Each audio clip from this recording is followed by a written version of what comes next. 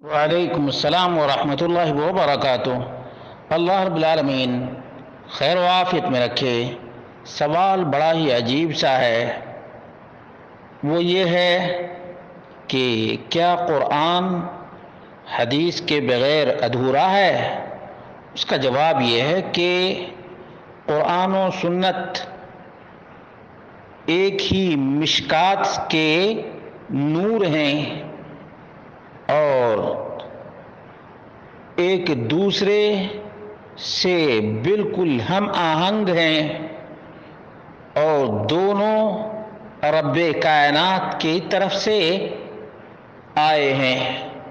اس لیے یہ تقسیم کرنا یا یہ سوال کرنا کہ کیا قرآن حدیث کے بغیر ادھورا ہے، یہ سوال درست نہیں ہے، کیونکہ جس طرح سے محمد رسول اللہ صلی اللہ علیہ وسلم نے قرآن کریم صحابہ کو سنایا، اسی طرح سے نبی مکرم صلی اللہ علیہ وسلم نے احادیث بھی بیان فرمائی ہیں۔ چنانچہ مقدام بن معدی کرب الکندی رضی اللہ عنہ کا بیان ہے، قال رسول اللہ صلی اللہ علیہ وسلم الا انی اوتیت القرآن ومثلہ معہ، مجھے قرآن یعنی کتاب اور اسی کے مثل دیا گیا۔ الا انی اوتیت القرآن ومثلہ معہ الا یوشک رجل ینثنی شبعانا علی اریکتہ، عن قریب، اور یہ یاد رکھیے یہ اللہ کے رسول صلی اللہ علیہ وسلم کے معجزات میں سے ہے۔ جس طرح سے اللہ کے رسول صلی اللہ علیہ وسلم نے پیشین گوئی کی تھی، اس طرح سے واقعتاً ایسے لوگ پیدا ہوئے۔ اسی لیے نبی کریم صلی اللہ علیہ وسلم کے معجزات میں بہقی نے ذکر کیا ہے کہ ایک آسودہ حال آدمی ٹانگ پہ ٹانگ چڑھائے اور گپ ہانک رہا ہوگا اور کہے گا علیکم بالقرآن، بس قرآن تمہارے لیے کافی ہے۔ فما وجدتم فیہ من حلال فاحلوہ، قرآن میں جو حلال ملے اس کو حلال سمجھو۔ وما وجدتم فیہ من حرام فحرموہ، اور قرآن میں جس چیز کو حرام قرار دیا گیا اس کو حرام سمجھو۔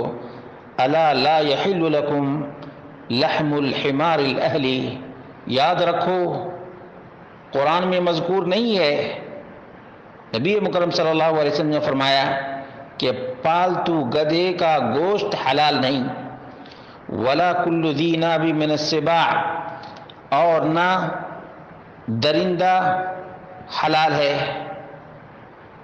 معلوم یہ ہوا کہ اللہ کے رسول صلی اللہ علیہ وسلم کو جس طرح سے الکتاب المبین قرآن کریم دیا گیا، اسی طرح سے اللہ کے رسول صلی اللہ علیہ وسلم کو بیان بھی دیا گیا، اور اللہ رب العالمین نے فرمایا وَأَنزَلْنَا إِلَيْكَ الذِّكْرَ لِتُبَيِّنَ لِلنَّاسِ مَا نُزِّلَ إِلَيْهِمْ، تفسیر محمد رسول اللہ صلی اللہ علیہ وسلم کے ذمے رب کائنات نے لگایا ہے۔ یہ حدیث مصنف ابن ابی شیبہ میں 24,330 ہے، مسند احمد میں 17,174، اور یہ اسی کے الفاظ ہیں۔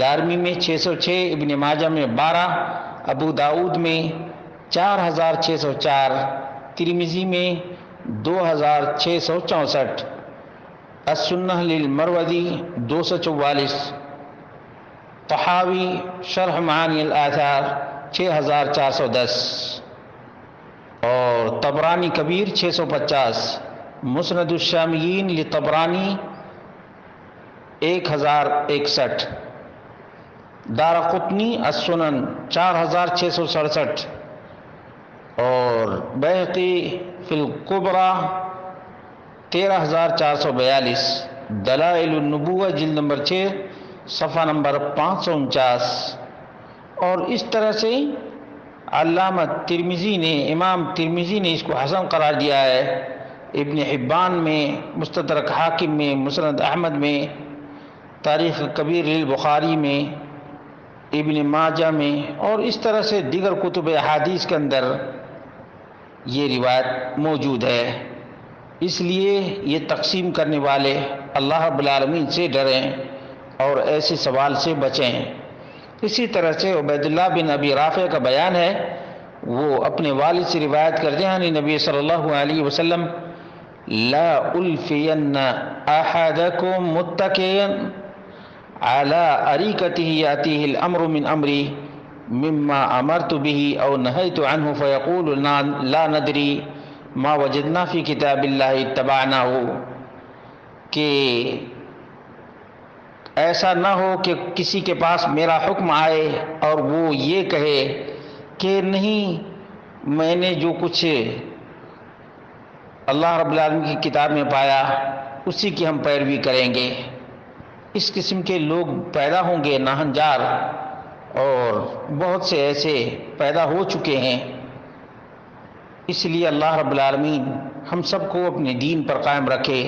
مسند احمد میں 23,861 ہے، بخاری کبیر میں جلد نمبر 7 صفحہ نمبر 288، ابن ماجہ میں 13، ابو داؤد میں 4,605، اور یہ ابو داؤد کے الفاظ ہیں۔ ترمذی میں 2,663، اور طحاوی شرح مشکل الآثار، شرح معانی الآثار 6,412 ہے۔ اسی طرح سے دیگر کتب احادیث کے اندر موجود ہے۔ معلوم یہ ہوا کہ ایک مومن کو دینی معلومات کے لیے قرآن و سنت کو مصدر جاننا چاہیے۔ قرآن و سنت ہی دین کا سرچشمہ ہے۔